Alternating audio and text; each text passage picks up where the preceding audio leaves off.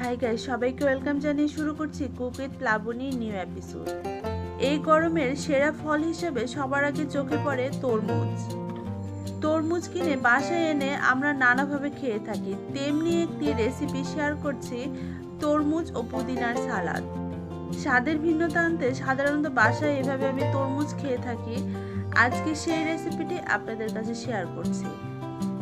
আশা করি আমার এই ভিন্ন স্টাইলের তরমুজ খাওয়ার প্রচেষ্টা আপনাদের কাছে ভালো লাগবে। এখানে আমি নিয়েছি কিছু টুকরো করা তরমুজ, আর তরমুজটাকে আমি ফ্রিজে রেখেছিলাম।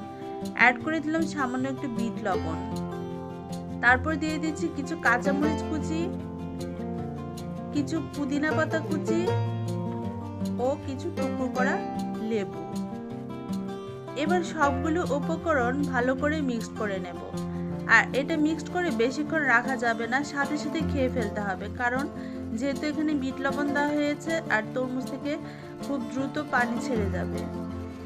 মেশানো হয়ে গিয়েছে, সেই সাথে রেডি আমার তরমুজের সালাদ। এবার টপাটপ খাওয়ার পালা। আপনারাও এইভাবে বাসায় এটা ট্রাই করে দেখবেন খেতে কেমন লাগে। আশা করি এই গরমে সারাদিন রোজা রেখে এক প্লেট তরমুজের সালাদ অনেক ভালো লাগবে। সবাই ভালো থাকবেন, সুস্থ থাকবেন, সুন্দর থাকবেন। Bye bye.